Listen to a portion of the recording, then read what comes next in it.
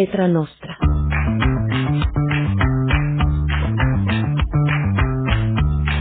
Aquí aprenderemos sobre letras, arte, cultura y sociedad.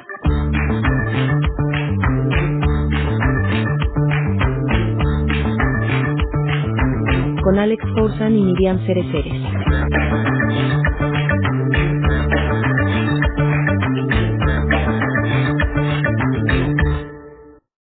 Hola amigos, soy Alex Forzan, bienvenidos a un podcast más para Letra Nostra. Estoy acompañada de mi amiga, la abogada y escritora Miriam Cereceres, a quien le doy la bienvenida. ¿Cómo estás, Miriam? Hola Alex, estoy muy contenta de estar en un podcast más aquí en Letra Nostra contigo. En esta ocasión tenemos el tema cine y literatura.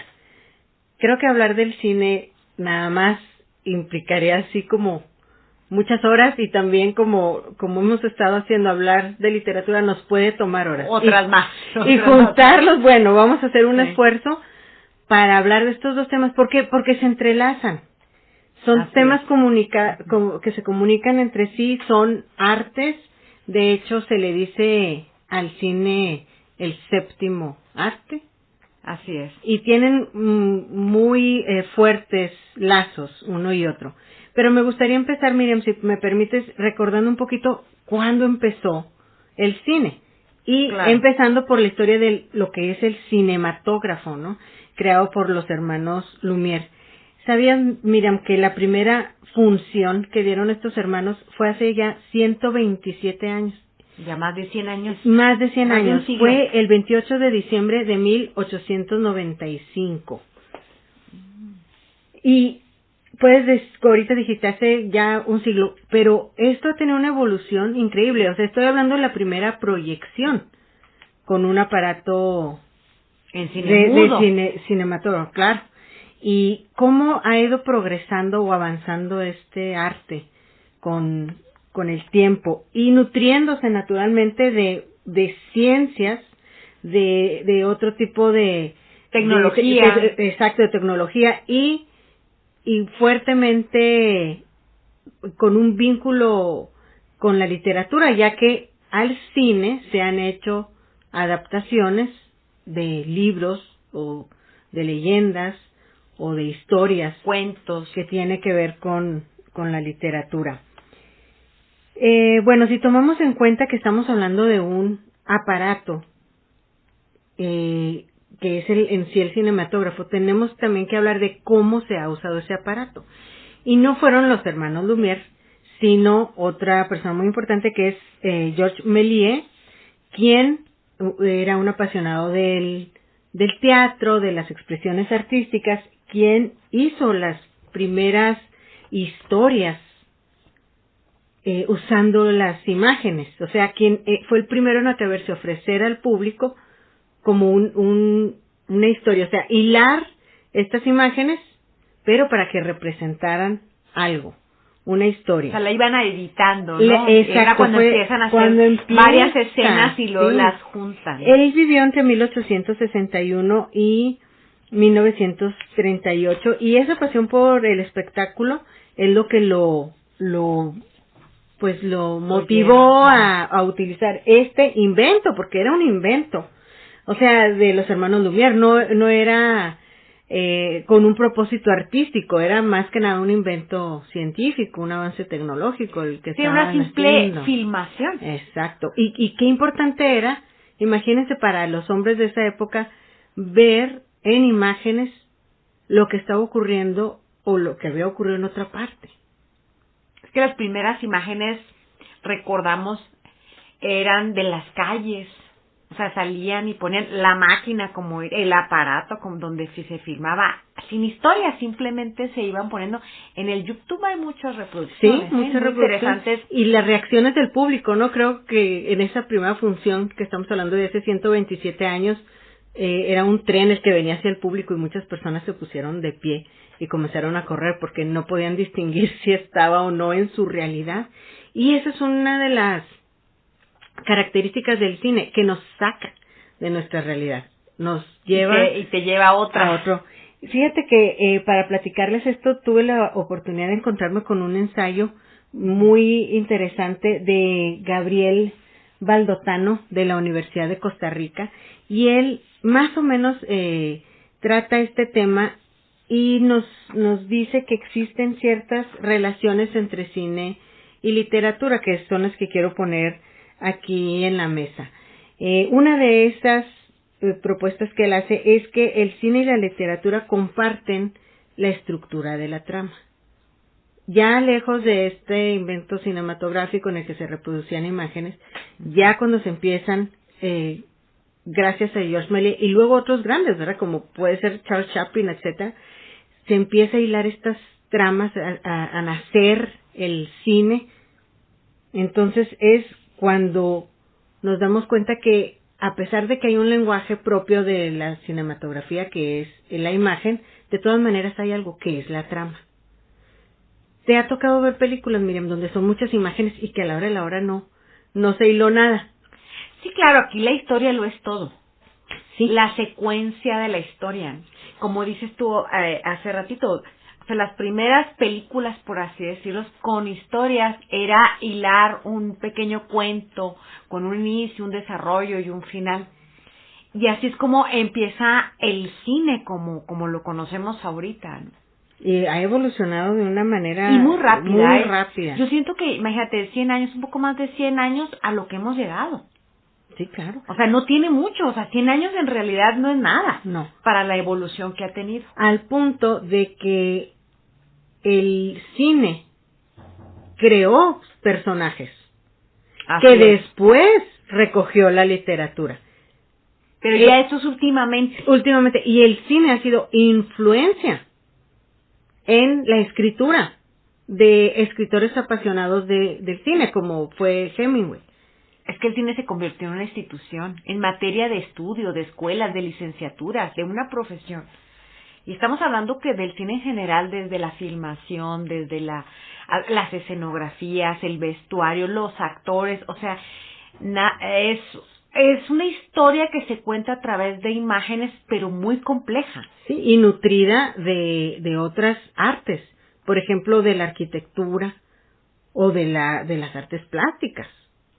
Sí, hay los premios en los Oscars de diferentes categorías, que es todo lo que abarca una película. Y exacto, hay películas que son obras maestras en cuanto, por ejemplo, a la estructura de escenográfica, que son obras de arte de arquitectura. ¿Y cuántas películas de libros que a lo mejor no eran tan populares o tan conocidos los llevan al cine y se hicieron conocidos? ¿Cuántos libros no hemos leído porque vimos la película? Sí, al revés. Sí. Vamos a ver qué dice el libro, cómo lo cuenta el escritor, porque ya vimos la película. Y a veces así como que pues nos profundiza un poco más el libro, pero la imagen, acuérdate que una imagen dice más que 1000 palabras en muchas ocasiones. Así es como de una manera inicial es la literatura la que influencia a la cinematografía y luego pasa al revés, la influencia del cine hacia los libros. Y es que así empezó, como lo acabas de decir, era contar una historia. Así es como empiezan las películas, empieza el cine. Y esas historias las podían crear como una pequeña obra de teatro filmada, pero también las empezaron a realizar a través de novelas, de historias que ya existían. Y eso es lo que vamos a platicar. Así es, vamos a seguir en el siguiente segmento con este tema.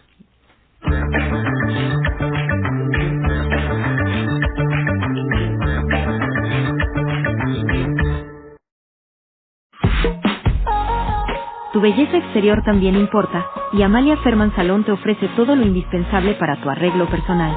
Tintes, maquillaje, uñas, tratamientos, peinados y mucho más. 25 años nos respaldan.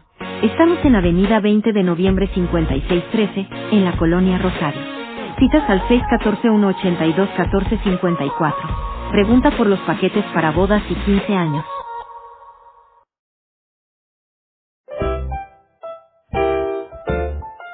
Los libros tienen dos olores. El olor a nuevo, que es bueno, y el olor a usado, que es mejor. Librería Lobos.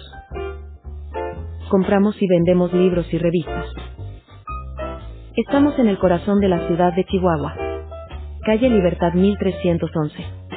o llámanos al 614-410-7770. También nos gustan los gatos.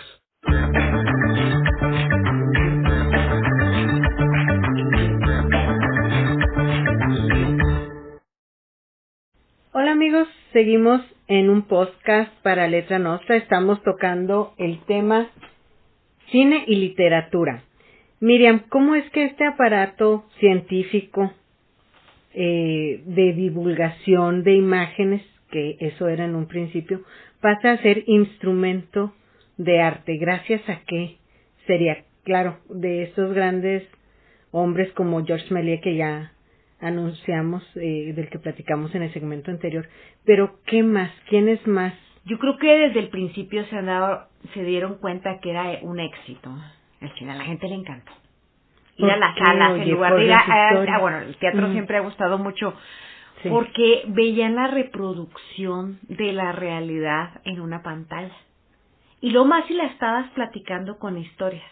Sí. Yo creo que desde el día, bueno, a la gente le fascinaba, aunque no fuera una historia, el hecho de ver una imagen de algo que pasó, de que sucedió en el pasado, a la gente le encantó. Sí. Y de ahí todo su perfeccionamiento hasta el día de hoy. Ha sido un éxito y un derrame económico tremendo, ¿eh? Claro. En México tuvimos grandes cineastas, tenemos grandes cineastas, sí, y grandes novelas que fueron adaptadas al cine.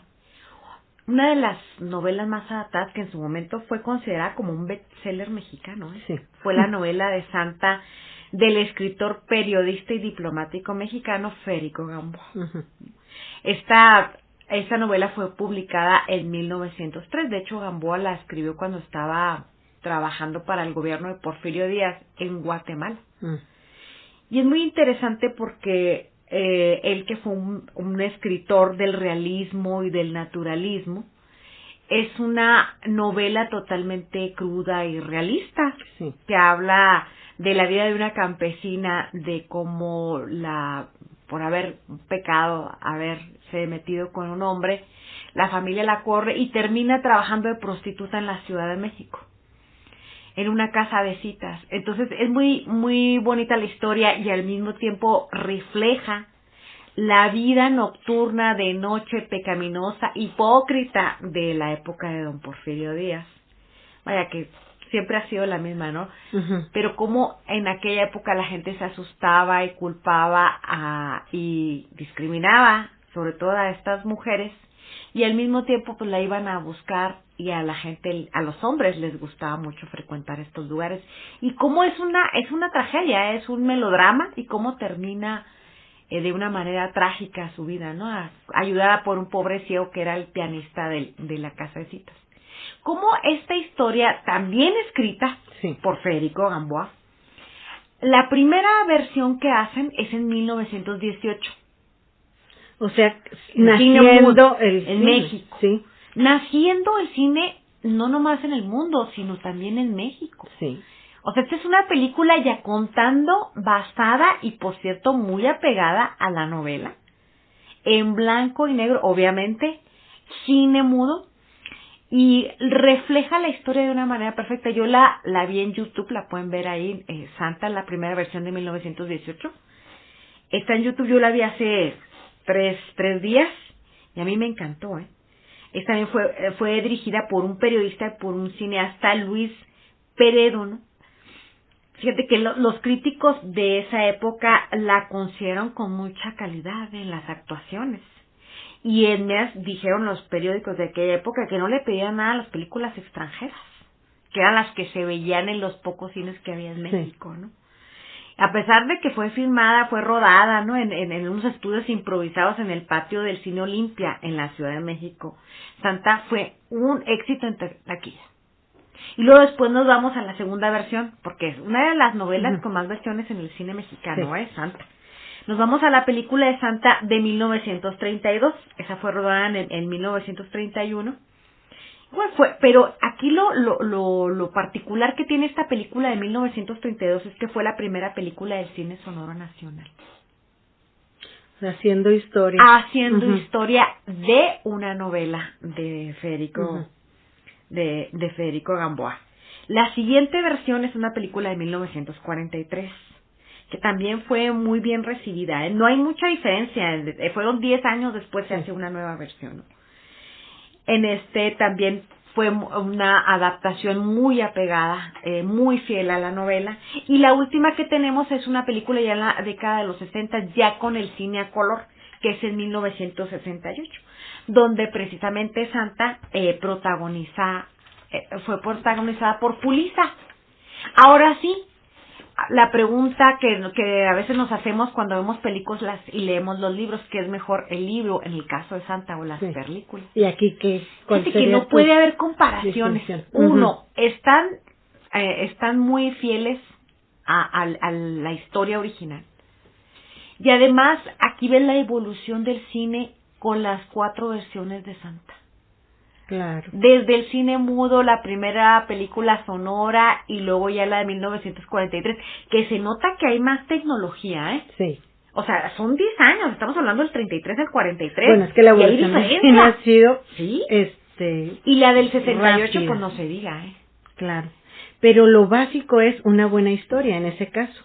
Ahora, como tú dijiste, la virtud tal vez de las películas es que han sido fieles al libro. Pero a la vez ese público, tú lo dijiste ahorita, le gustaba ir a ver las otras realidades. Exactamente. No como hoy, que siento yo la juventud va a ver irrealidades al cine. Entre más, ahora sí voy a decir, irreal sea la película, más gusta. Pero al principio era esto, o sea, fíjate, hay que contextualizarlo, estamos hablando de principios de siglo, la literatura era el naturalismo, el realismo.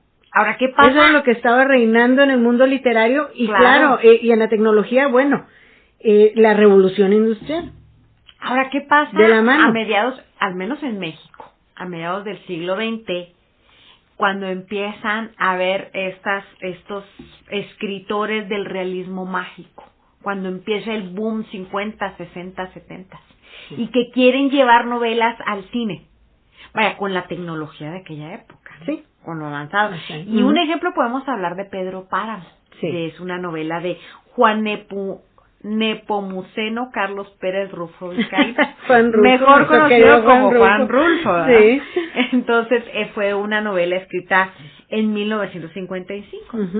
Y es una novela pues del género revolucionario, pero pues no deja de ser de este boom que existía con el realismo mágico, donde aquí lo interesante y lo entretenido de leer la novela es la forma en cómo Juan Rulfo te platica de una historia, ¿no? De un tal Juan Preciado, que es el personaje principal, donde visita el pueblo de Comala para buscar a su padre, que es Pedro Páramo, ¿no? Y en este viaje lo lleva para cumplir una promesa que le hizo a su madre en el lecho de muerte, ¿no? Y hablan de la vida del padre en ese pueblo de Comala de Pedro Páramo, que era un cacique, y todas las aventuras que pasó. Pero si tú lo lees, el gozo es leerlo. Claro, porque está escrito con maestría. Y veras que lo piensas, bueno, si lo llevas al cine, ¿cómo? Pues lo llevaron. Precisamente a la película de Pedro Páramo la llevan en 1967. Sí. Que es una película dirigida por Carlos Velo, y el guión fue adaptado por Carlos Fuentes.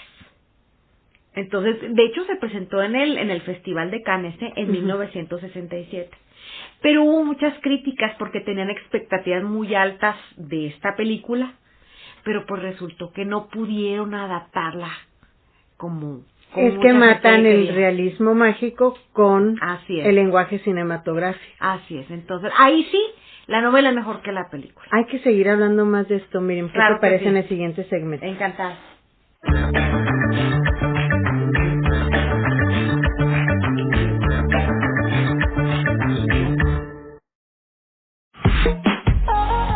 Tu belleza exterior también importa, y Amalia Ferman Salón te ofrece todo lo indispensable para tu arreglo personal. Tintes, maquillaje, uñas, tratamientos, peinados y mucho más. 25 años nos respaldan. Estamos en Avenida 20 de Noviembre 5613, en la Colonia Rosario. Citas al 614-182-1454. Pregunta por los paquetes para bodas y 15 años.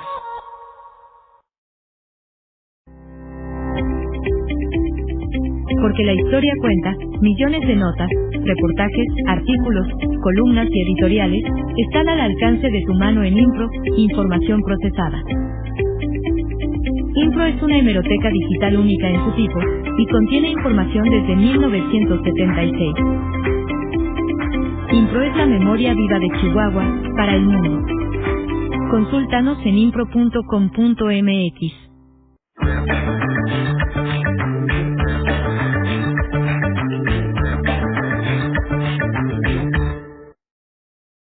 Hola amigos, soy Alex Forzan. Seguimos aquí en un podcast más para Letra Nostra tratando el tema cine y literatura.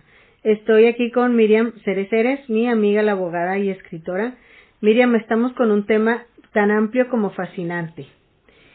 Y amplio porque hay 1000 ejemplos. Mucho. Quiero nada más brevemente platicar de un ejemplo muy reciente de un libro que fue adaptado al cine con mucho éxito, que es Lo que queda del día, o The Remains of the Day, como lo que resta del día, también así fue traducido. Esta película de James Ivory de 1993 adapta la novela del Premio Nobel de Literatura Kazuo Ishiguro.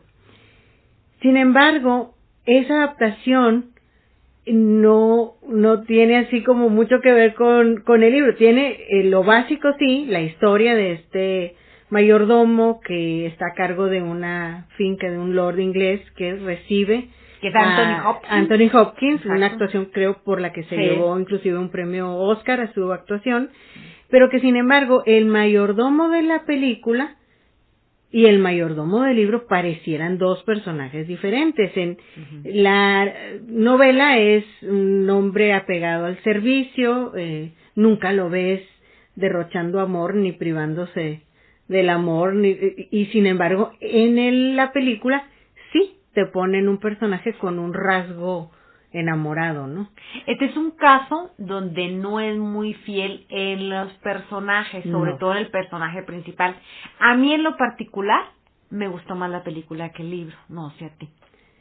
Que sí hay que leerlo. Sí, yo no digo que no. Dos, pero a mí me gustó más la película. O la versión, la intención que le da la película más que el libro. ¿Te gusta más? A mí me gusta el libro, pero sin embargo, admiro las cualidades que tiene la película. Aquí podemos decir que son dos cosas. Una cosa libro y una cosa película. Y que cada una tiene su valor, lo suyo. Pero bueno, hay muchos ejemplos. ¿Tú cuáles nos puedes dar? Otro de los ejemplos, ¿quién no va a hablar del Padrino? También fue originalmente fue escrita por Mario Puzo, ¿no? Y este escritor, a pesar de que él nunca había, a pesar de que es descendiente de italianos, él nació en la ciudad de Nueva York. Él en realidad nunca estuvo en contacto con las mafias italianas, ¿sí? Era un escritor que a él le pidieron escribir algo de gángster, traía problemas económicos, financieros, ya como a los 45 años, y se le ocurre escribir El Padrino, que originalmente le había puesto el nombre de La Mafia. Los editores fueron los que les cambiaron el nombre. Tú lees El Padrino, que es la película la 1 y la 2, El Padrino 1 y 2, y sí está muy fiel a la historia. Claro que en el libro encuentras otras escenas, hay participación de más personajes, donde en la película los ves resumidos, la esposa del señor Cornwell pues actúa muy poco, se ve muy poco en la película, y es más amplio el libro en cuanto a circunstancias, pero secundarias, pero es totalmente fiel a la historia principal. ¿Y cómo no va a ser fiel? Si en realidad en el cine, en la película, que fue dirigida y producida por Francis Ford Coppola, la primera en 1972, el guión junto con Coppola fue con Mario Puzo, ¿no? Sí, claro. Oye, lees el libro y está hecho así como para hacer una película. Bueno, es que la influencia posterior es del cine hacia la literatura. Y en los libros de hoy te puedes encontrar referencias a personajes fuertes como El Padrino. Sí, nacido de una en el libro de la novela de la mafia, pero el personaje en sí como El Padrino es como hablar de los Jedi, ¿no? Pero en la literatura fue inmediato, ¿sí? O sea, él presenta, cuando batalló un poco para que le aceptaran la novela, pero cuando va precisamente con los editores, él le dan un cheque, le dan un anticipo, al poco tiempo regresa porque se fue con su familia a Europa. Al regresar de Europa va con los editoriales y le dice, oye, ¿sabes qué? Hay propuesta de Hollywood. Les encantó. O sea, fue una cosa, una tras de otra, y ya lo invitaron a hacer el guión que también participa en Padrino 13, donde él también sí, porque ya los escritores se han metido al cine como guionistas para, voy a decir, entre comillas, defender sus textos, ¿no? Ahora, pues, la película, imagínate, ¿con qué director? Las actuaciones. Sí. O sea, empezando por Marlon Brando, ¿no? Donde él hace de Vito Corleone. Donde está Al Pacino, James Caan, o sea, Robert Duvall. O sea, imagínate juntar a todos esos genios de la actuación y con un director de ese nivel, con un guión que es el que creó el libro, el que trae los personajes en la cabeza, bueno, hacen una maravilla. Sí, claro, una adaptación exitosa. Una adaptación perfecta. Sí. Es la adaptación perfecta que tú puedes conseguir o querer para cualquier novela hacia la historia, ¿no? Que se va a narrar en el cine. Y así vemos muchos ejemplos, Alex. Como por ejemplo Stanley Kubrick, quien es un excelente cineasta que toma para sus películas novelas. Sí, nomás que siempre tenía problemas con Stanley Kubrick, porque no las adaptaba, le ponía de su cosecha, le cambiaba ciertas cosas de los personajes, modificaba los finales que siempre los escritores de las novelas en los que se basaban sus películas se me han enojado, entre ellos Stephen King. Sí. En El Resplandor, sí. Le da un enfoque más misterioso, fantasmal, sí. Donde te queda la duda si era porque había fantasmas en aquel hotel, que se volvieron todos locos, o era en realidad por la soledad, que es lo que quiso decir Stephen King cuando escribió la novela, los que les provocó la locura tanto al personaje principal como a la esposa y con ello el hijo, ¿no? Por eso habían cosas. Y así pues vemos con Lolita, que también Stanley Kubrick da una modificación un poco a sus historias narradas, no narradas, en el cine, pero termina siendo una maravilla. Sí, y que tiene su propio valor. El libro tiene su valor propio y la película también. No hay competencia entre ellas, exacto, porque puedes disfrutar ambos. Ahora, ¿cuántas películas hemos visto que no sabemos que están basadas a veces en novelas? Entre ellas la película El Exorcista de William Peter Blatty. Fue una novela publicada en 1971, que también él participa en la elaboración de la película, así más o menos así como Mario puso. Pero principalmente fue una novela la que inspira para que se realice una película. Y ahí sí, a pesar de que mucha gente ha leído el libro, pero lo que platicamos hace rato, leen el libro porque vieron la película. Sí, porque el cine nos tiene a todos como cultura atrapados, nos tiene fascinados, de uno o de otro, por una u otra razón. Así es. Ya sea porque quieras ver irrealidades o porque quieras ver realidades o porque quieras ver otras formas de expresión, la razón que tú quieras, por la que te gusta ir al cine, es muy poderosa y a veces es más poderosa que nuestras razones para leer. Entonces, por eso nos enteramos primero de la película que del libro. Y muy difundida la película. Es que hay mucho dinero invertido en el cine, ¿eh? No podemos dejar de hablar de Dan Brown. Sí, claro. Y a mí me gusta leer. No lo aprecio así como literariamente, no se me hace lo máximo, pero me clava su prosa. Sí, me gustan sus libros porque me tienen intrigada. Quiero pasar al siguiente capítulo y al siguiente. Y han sido un éxito en las películas, ¿eh? Son binomios. Exacto. Sí, es muy interesante y hay que ver la película, pero también hay que leer el libro. Exacto. Bueno, creo que hicimos lo que pudimos para sacar este tema adelante, Miriam. Sí, pero lo hicimos bien. Denos su opinión, amigos. ¿Qué les gusta más, el cine o la literatura? Gracias, Miriam. Gracias.